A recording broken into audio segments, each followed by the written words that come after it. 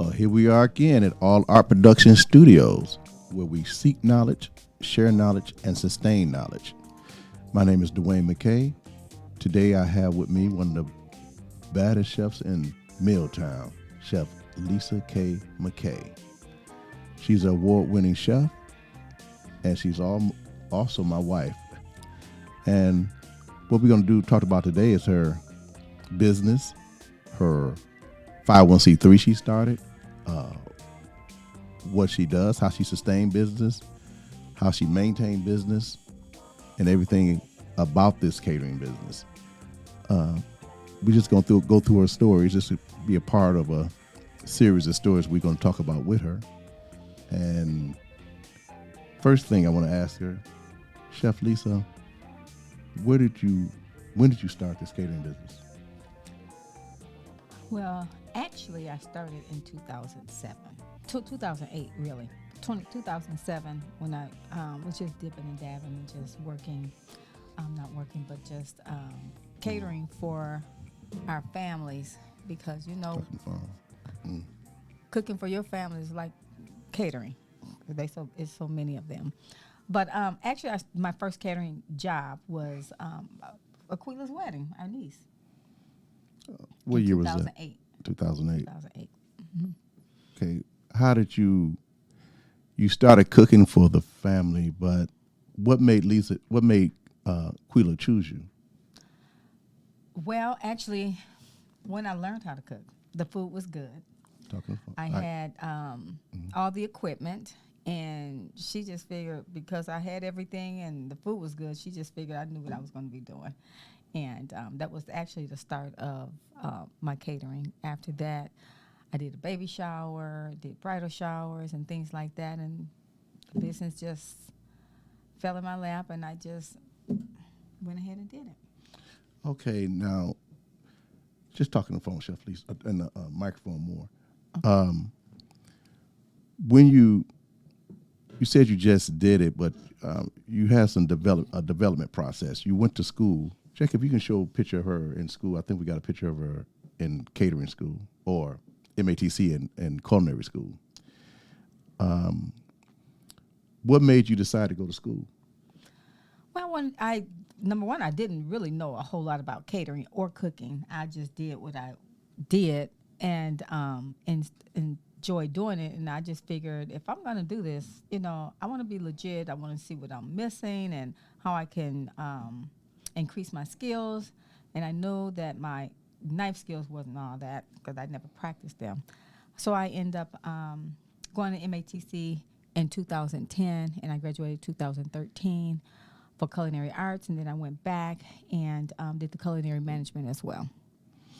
Okay, we know it's a process. I mean, it's like catering don't come out the woodwork when you just say I'm a start my own catering business. It's a process. You worked at a country club, you worked at a bar, you worked at a pizza place to help develop your skills. Exactly.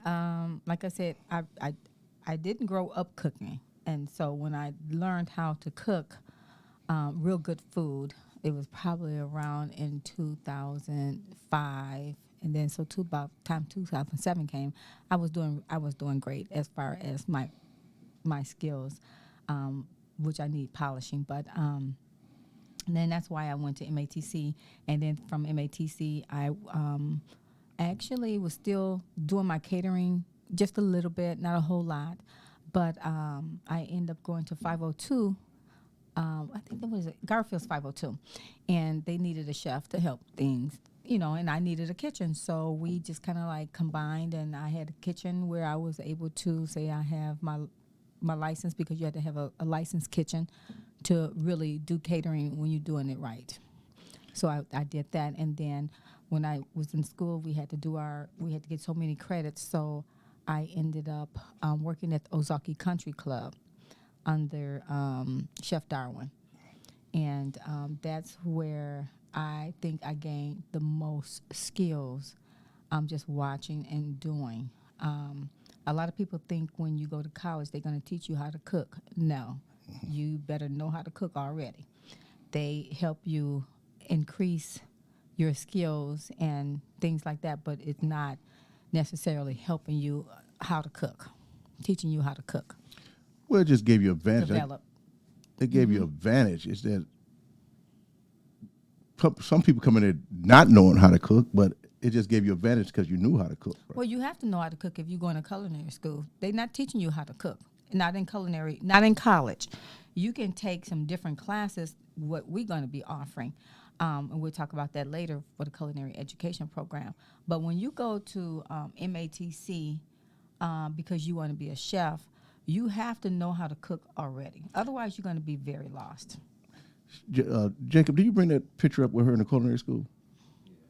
Bring that up for me. I just wanted, to get to a level, it's a grind. Mm-hmm.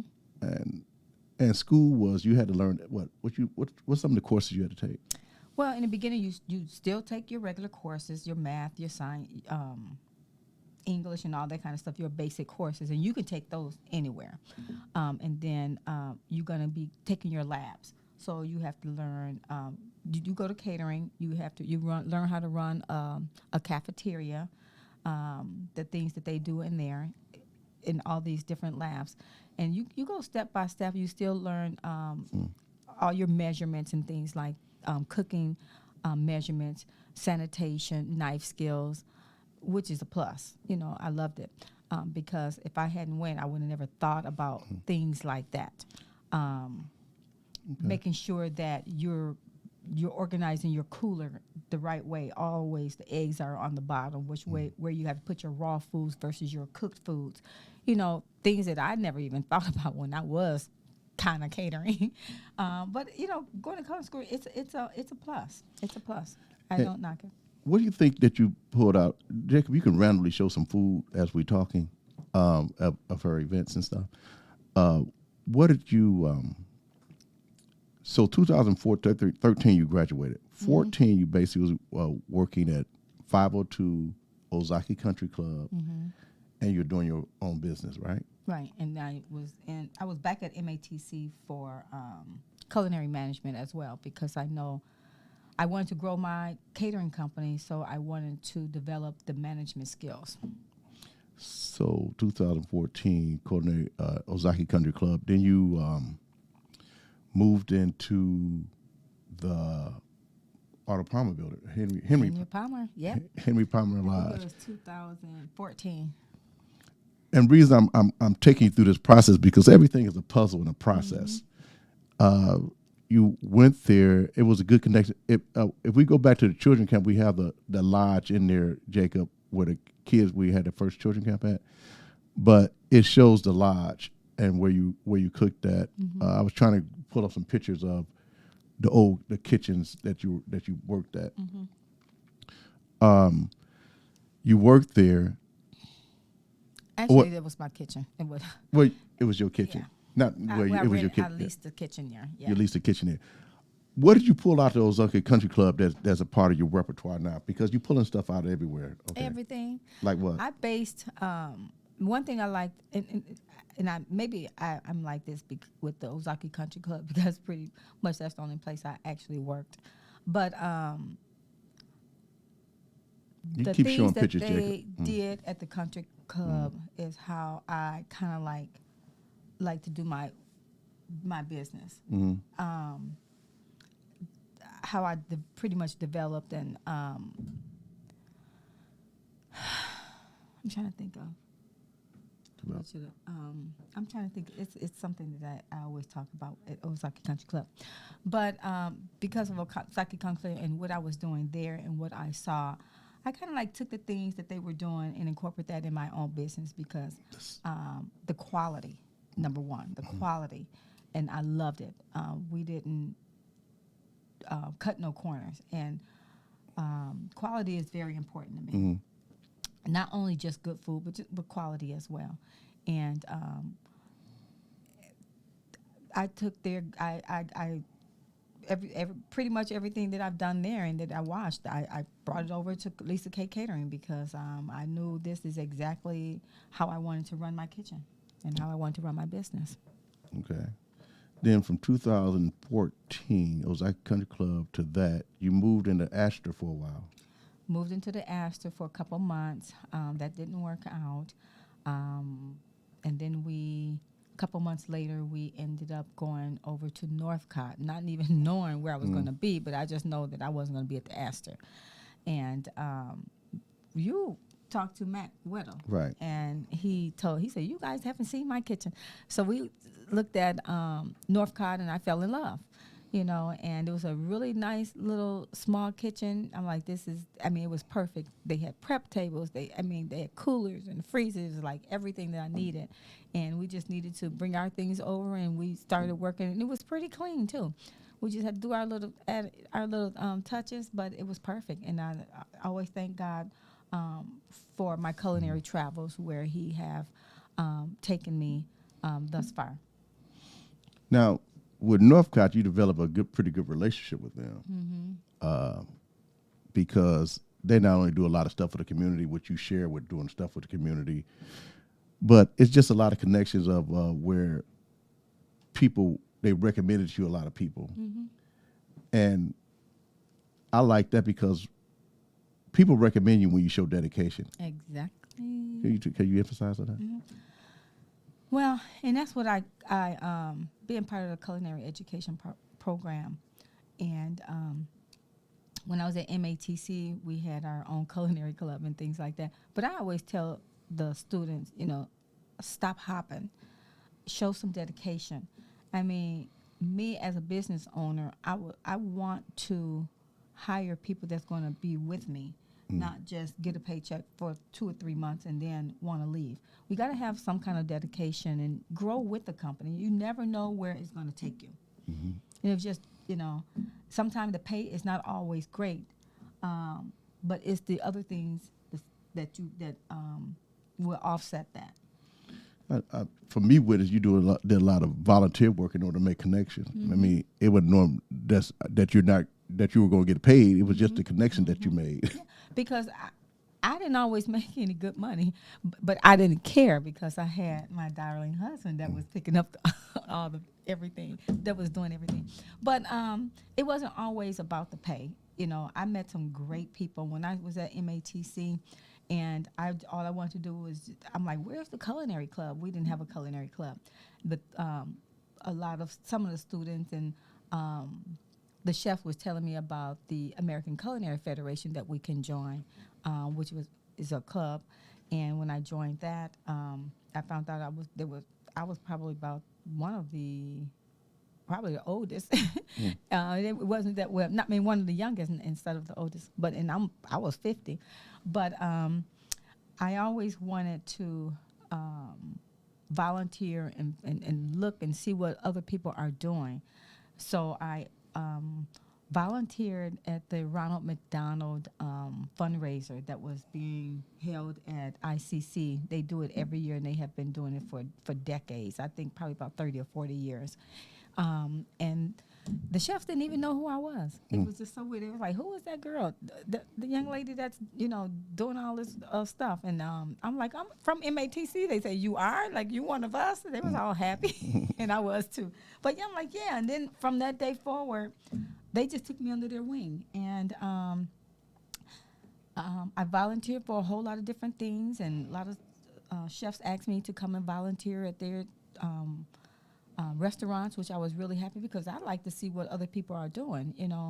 I never told them that I owned my own business, that I had my own catering company, and they just thought I was this student, and I was learning, and so I just let them put it in dummy terms for me. I never act like I knew everything, which I didn't, but I did know a whole lot, but I never, let them know that. I just want you to show me your way because if this is your baby, I'm helping you. Right. Which I loved. And I guess that's a problem where you said that a lot of people that you hire come in don't want to listen really. A lot of chefs don't want you telling them what to do and how to do it because they figure they know it, But if I'm working with you, if you call and ask me, I'm doing it your way. Unless you tell me to take over, and you better watch out if you ask me to take over, because I will. But yeah, when you're working with someone else, you have to be able to make a quick change and without having an attitude. You know, if they say, "Oh, don't do it this way, do it this way," I want and show me the outcome. Then this is how I'm gonna do it. Because that's how they make their business. Like I always tell them that you develop your business, and this is the way your customers like it. And your circle of customers like the way you did it. Please don't change them. Just like Don't in McDonald's. change my process. Just like in McDonald's, I know I saw something where McDonald's when it first opened, he basically wanted hamburgers, fries, this. They added burritos and stuff to it, and I guess was his name Crockett. He went he went crazy. He said, "Take that off the menu because that's not consistent with what I do." That's not. I mean, it's a time for all things. I think they did do burritos later. No, later, much later, but in the 50s. Much later. But it's a time for all things. It just probably wasn't their time, right? You know, then to do no burritos. Like I tell you about the camp when you kept pushing me to do the kids camp. Right. And I was barely in culinary. So I kind of like, you know, I'm not doing that. But you will always get so upset and didn't understand. But now you understand, right? It's about time. So we go from 15 that you worked at the 𝗖𝗂𝗃𝗃 Country Club. You worked at, you worked at 𝗖𝗂𝗃𝗃 Country Club, 502, and catered at the same time. Plus you was going to school, I think, during the time. And then that was 2015, 16. I think 17 you went into Northcott after you left Astor. After I left Astor. Went to Astor for a while. You worked there, and not worked there, where you had your kitchen there, leased your kitchen there, and then you won the contest. What contest? Rev Up. Oh, the Rev Up Milwaukee competition. Yeah, that was in 2017. 2017. 2017. Yeah, 17. Wow, that was a while ago. My goodness. And when you're getting ready to buy a building for your catering. And when you won the Rev Up competition, what happened after that? 𝗘𝗱𝗂𝗧𝗖𝗂𝗋𝗍𝗄𝗎 CEO called. That was funny. 𝗘𝗱𝗂𝗧𝗖𝗂𝗋𝗍𝗄𝗎 CEO called me and offered me a kitchen. And he indicated that I was going to be sharing a kitchen, you know, with another chef. I'm like, well, I don't want to share. And then they asked me to come and look at the kitchen. And I'm like, you know, nonchalant attitude, I guess. But I was really adamant about not sharing the kitchen with anyone. I just didn't want to do that again. And I remember you saying, "This is the CEO of 𝗘𝗱𝗂𝗧𝗖𝗂𝗋𝗍𝗄𝗎. How are you going?" CEO of 𝗘𝗱𝗂𝗧𝗖𝗂𝗋 Business Development. Yeah. How are you going to turn them down? I'm like, people just like we are. But it was just so funny. Then he called again, and I turned him down again. And then the third time he called, he said, "Well, just come down and look at the kitchen. Just come down and look at the kitchen." I'm like, "Okay, I'll just go and look." And I was telling him, "Yeah, we're looking at a building not too far from here." And we walked into Potawatomi's building on 33rd and State, and I just fell in love. Well, what happened in the process when you did your presentation, you showed the building that you were going to buy. And they said, before you go buy that building, come look at our kitchen. Because they called me right away, right after the competition you won. And they notified you. They emailed you first and then called you, something like that. I don't know. Well, I forgot the process, but they was consistent about getting you down there, which it worked out again. Again, you built another circle, more connections. More connections. But we're going to revert back to when you started the children camp, the Culinary Education Program. The Culinary Education Program. 2016. As a matter of fact, I started the camp. The Culinary Education Program, we did not start the camp. The camp was started under Show some pictures of that, Jacob. the American Culinary Federation, the 𝗍𝗙𝗂𝗃 Foundation, where I was appointed chairperson for the 𝗍𝗙𝗂𝗃 Foundation. And I remember years before that, you wanted us to do the camp. And I knew it was meant to be because several people were just talking about, you guys should do a camp, and then just being part of the 𝗍𝗙𝗂𝗃 Foundation, where we have a whole lot of chefs. I figured this would be a perfect time. Well, they were saying cooking class, not camp, cooking class. No, remember the lady that we were going to have that was supposed to be helping with the food and wine extravaganza the very first time. Remember when she was talking about doing a camp for us, doing a camp? Right. Yeah. And you like, that's what I told her. But I was just saying, it's not time. But, yeah. Yeah, So that was 2016. Bring some pictures of the camp again. We talk about it, Jacob. Yeah, right at the 𝗘𝗎𝗂𝗧 Lodge. And they were so great to us. Right, very great. Number one, they could have charged us to utilize the hall for a whole week. You know, we're using up the gas, the lights, the water. You know, because we had over 50 kids that first year too, and the 𝗘𝗎𝗂𝗧 Lodge, they gave us the building for free. They gave us a donation to help run the camp, just to give the kids a great culinary experience. That was our goal, and it's still our goal. And I thank God for Mr. Wackman, Mr. Meyer, Art 𝗘𝗎𝗂𝗧. Yeah. What's the other one that took over at the Mr. Meyer? No, the bigger guy. Mr. Kaye, that passed? Kaye, no, but you had the other one that ended up running it after he had the kids that in the camp too. He put his daughters in the camp. Oh, yeah, Eric. Yes. Mr. Eric. Yeah, very helpful. They also gave you $500. And every year they give me a donation and give us the building for free. And, you know, they always just make sure that we were comfortable. We did the book bag drive. And you see that you're changing when you don't talk. They also gave donations and stuff like that. It's just been a blessing. My culinary experience have really been a blessing.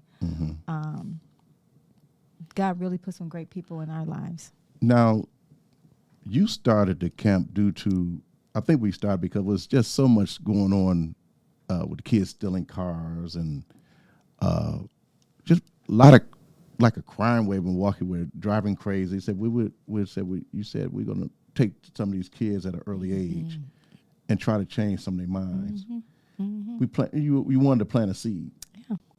Yeah, because children are really so dear to our hearts, and knowing if something happened to a kid, it just hurts me so bad. And if we can just take a few of them off the street, or just somewhere we can just do something and just free their minds, even if it's just for a few hours, you know. And I know we've been a blessing. And not all kids are we're not saying they're all in dangerous places or situations or anything like that. But we just want all kids to feel welcome and to feel safe. And, you know, Dwayne always called Liga Martin. And, because danger can happen anywhere, you know, but we try to be as safe as possible. You know, we have the Liga Martin that always volunteer. For the Milwaukee Police Department. For the Milwaukee Police Department.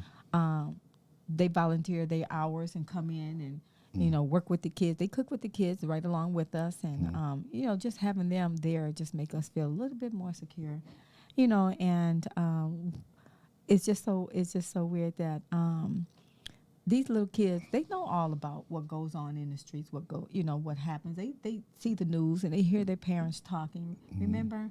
And one of the kids had asked about police brutality of her uncle or her brother or something like that. And the officer, I don't think he expected that. Right. But he answered the question and made the little girl feel much better, you know. And we always let the kids know. We kicked in and said all police officers not the same. Right. And it's just so wonderful that the police officers come and show more another side. A different side, more positive. Because when we were growing up, police officers were always our friends, right? And we taught our kids that. And then now it's just such negativity within the community, you know, with police officers and all the things that's going on. But we know we can't put them all in the same bag. Right. So from where you grew up, all the police were your friend. But we saw there was some negative police officers and some good police officers. But today we say when you look at kids now, it seems like it's all negative. We had to bring some positive back in there. Yeah.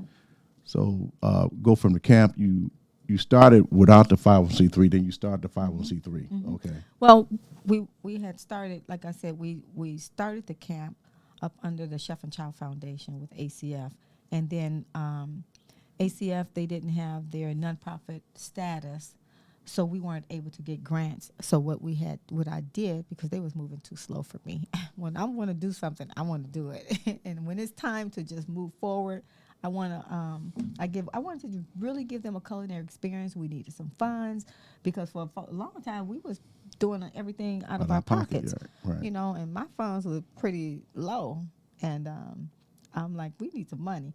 So I got our 501c3, applied for a grant. I remember our first grant, which from 𝗘𝗙𝗂𝗧𝗏, and from there every year we apply for a grant through 𝗘𝗙𝗂𝗧𝗏 and get donations from our board members.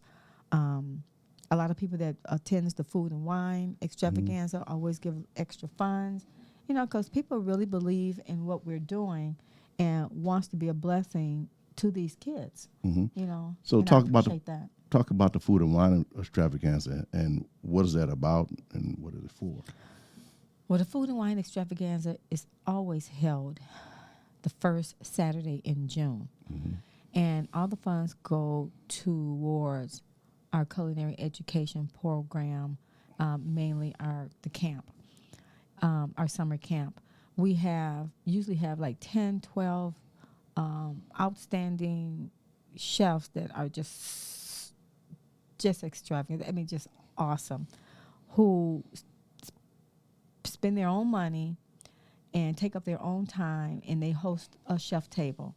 And our guests, they visit each table, you know, each chef table, and have some magnificent food. We have crepes, and we have, I mean, all the chefs, we always do something different. I always have to do my shrimp and grits because I guess I'm known for my shrimp and grits now. So I always have to do that. I always have to do a carving station with the beef brisket, and I kind of like do that with like a herb rice or something. And everything is small plate. And we have vegan foods and vegetarian items and a whole lot of different foods. Our chefs are great, and we really appreciate them. You know, we have our corporations who buy tables, a VIP table, but our VIP tables are open to everyone. Everyone, yeah. right. And our VIP tables, we call it VIP tables because, number one, they can come in a little earlier. They get 2 bottles of wine at their table, and then they get a savory. A savory is whatever our chef wants to prepare to put on their table. Right, and also it's the wine tasting. And of course, they still are able to have their wine at their table, and they can also visit the wine station. Right, okay. So now you started the cooking classes with the kids, and you were getting requests from adults to start a cooking class. And if Jacob could bring up some of the adult cooking classes, and let's go from there. The adult cooking classes, you started that now.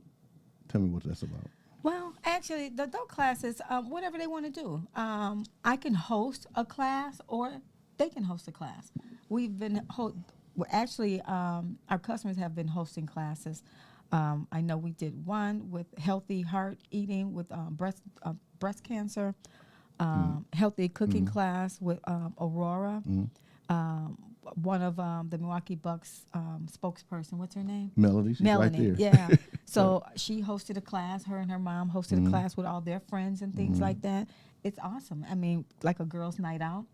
They have their appetizers in the beginning, and they enjoyed a little bottle of wine, and then they came into the kitchen and we cooked a meal, and then you go back out and you can take your meal with you, or they can sit and talk and enjoy each other's company and have a meal as well. Now, from that, it led to, they know you started doing a cooking class, so I think the Heart Foundation asked you to do one, the Diabetes Foundation asked you to do one live stream. It was sickle cell, and some other people have been requesting that you start doing. That next one is sickle cell. We're going to be doing one with them, a healthy cooking this month. And so we will be getting together again with Aurora and breast cancer. Miss Cynthia, who she have her own 501 nonprofit organization that she helps cancer survivors.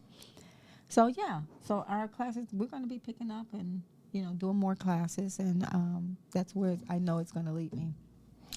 Well, I would go back to the move that you made at 𝗘𝗙𝗂𝗧𝗧 due to that you had a bigger hall, because it was beautiful at Northcott. It's just that you got a hall attached to it with a bigger kitchen. Yeah, because it wasn't just a kitchen, because I really wasn't looking to move like in a hurry. I wasn't in a hurry to move because I loved it at Northcott, and I was able to do it. Well, thank you all for your patience, and I know we didn't miss you guys. We have a few people that were not here, so they were not called, but I think we have everybody. Thank you all for your patience, and have a great evening.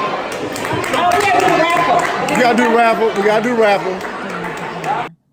And have a little bit more leeway at 𝗘𝗙𝗂𝗧𝗧. So Right. Well, with the freezers and the refrigerators and that, especially when you walk-in freezer, walk-in cooler, because when we really growing our business, you have to have sometimes more space, more storage space. So that's what I really needed. Okay. Then you started cooking class. So you did that. Now people are requesting you all the time to do these live cooking demonstrations, right? Yes. I mean, I love it though. I love Right. it. And I'm just talking about it because of the process. It's a grind, It helps me, as a matter of fact, because sometimes when I have to do some homework, because I don't always cook healthy foods, and when they have to be totally healthy, or they say something that's going to help with our immune system, and something that's going to help with the kids that have these type of elements or ailments or things like that. So I have to look that up because I don't know, and so I'm still learning, and right. it's a plus for me as well as for them. It's a process of learning. So let's talk about the awards you got. You won 2015. You won ACF Chef of the Year. ACF Chef of the Year. Right. But before that award, I won. I was a student at MATC, and I was a member of the American Culinary Federation, ACF, and I was nominated and then awarded the Student Chef of the Year. And that was in 2016. What? No. 14. This is when I was a student in 13. 13. Oh, okay. Right before I graduated, yeah. So I was awarded that one. And then The Rising Star. Rising Star the following year. And then The Black Excellence Award. Chef of the Year. And then the Black Excellence Awards, that was, yeah. And a host of newspaper articles and other awards. I guess we keep going. I can't remember. I can keep track of all of them. But not that I don't appreciate it, but yeah. So, yeah, the Business Journal did a couple of articles, and Biz Time, yeah. And so, yeah. Yeah, well, I just said it because it ain't a brag. It's just the process. It's a grind. Everything is a grind to get there. It definitely is. Some people, reason I said it because some people, well, you got no. It was a grind. You work to where you want to go. I mean, that's everybody in life, no matter what type of business they're going to be doing. I never thought that cooking was going to take me to teaching and things like that. I just was cooking. I just wanted to cater a little bit and make some money off of while I was doing it. And what get me is sometimes when people have events and you just want to go and relax. Well, can you bring some this to eat? And you want to just get out the kitchen, because if somebody's a auto mechanic, they go do an event, they're not going to fix people's cars, Yeah, that's true. I mean, but it doesn't matter to me. I mean, when I go over to someone's house, I don't expect to go over empty-handed. Now, if I'm going to, that's why I like to go to a restaurant. I mean, if we're getting together and we're going to a wedding, we're going to an establishment, so I know I don't have to cook. But if we go to somebody's house for open house, or our families getting together and they invite us over or something for a barbecue, then of course I'm gonna bring something. They expect the chef to bring something. Right. Right. I can't. Okay. I have to get out of bringing the bottled waters, and now I have to bring a nice dish. And they're gonna expect that, so I don't mind. Okay. What's your future, chef? What you see in the future? What you like more to do? Well, I would like a school. I want to run my own culinary education program to the fullest. I want to teach. I want to be able to bring our youth in to learn more about cooking before they go to college. And if they decide to do more, they decide to do more. I want to take those adults that have not graduated from high school or have not gotten their GED and they can't go to college, but they want to continue on in the culinary field. So I want to be able to have them enroll in classes where we would be able to help them, get an extra knot up in their belt, so that they can go ahead and do what they want to do as well. Because a lot of adults, they want to go from dishwasher to the cold line to the hot line to owning their own business. So yeah, I would love to have a pre-college or the certified program To teach the technical skills. The culinary technical skills. Well, anyway, but just to let people know, I mean, Chef Lisa's getting offers every day. Would she work for this amount? Well, I'm just saying, because I want people. I know, but not that I want people. I'm just saying that's going to be another. I'm talking about what I'm talking about is that people are offering you six-figure income to come run their establishment, and what I'm saying is, if you put in the dedication, you have that choice. I could own your own business, or I could get a decent job. I'm willing to put in that dedication, get to that effort. I mean, it's a shortage of chefs out there. I mean, especially if you're willing to move. Right, exactly. And even here, they're looking for an executive chef that can run their kitchen and make their establishment look good, their hotel look good, their resort look good. Right. Well, you look for a chef. Yeah, you looking for a chef. I welcome. Right. I welcome chefs, because the more great chefs that I have, the more work that we can do, and the more money that we all can make. I'm telling you that any of the chefs that are looking, or good cooks that are looking for good jobs like that, they need to, just go ahead and apply. I mean, it is a shortage. I mean, people are every day in the food service. I mean, we're looking for chefs, we're looking for good cooks. We're looking for dedicated people. We're looking for ride or dies. We're looking for people that actually, men and women of their worth. When you say you're going to show up, we need you to show up. Right. So yeah. And believe me, when you're a chef, people have events on weekends. Don't come in and say, I can't work weekends, because this establishment require you to work weekends. I just want to give history that you gave up free trips because you were dedicated. Somebody said, they hired you to do a wedding or event, and through your connections, okay, at least we paying you for you to go to this convention for you turned it down because you were dedicated to do an event that you had said you were going to do. Right. You didn't give it up and then you said, well, I'm going to have to do it because I just can't trust nobody to do it like I do it. It's very important. Even when I was working at ozaki Country Club, I was running my own business, and I was working at ozaki Club for many years.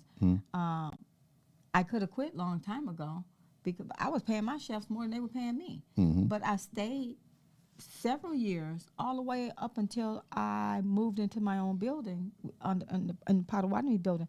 I stayed there all those years because I was dedicated, and I knew they were short-staffed, and I didn't want to leave them. Well, you went there when they needed you. I went. I did reduce my my hours, which Chef and I talked about. So, but I know what days do you really truly need me. These are the hours I can give you. But yeah. And you just worked out a good relationship with that too. I mean, Well, that's Chef Lisa Kay. I think we covered a lot of subjects, and we appreciate you coming down to our studio. Thank you. Again, my name is 𝗖𝗡𝗂𝗧𝗏. And I am Lisa McKay. With All Our Production Studio, where we seek knowledge, share knowledge, and sustain knowledge. And thank you for coming. Appreciate you. Appreciate it.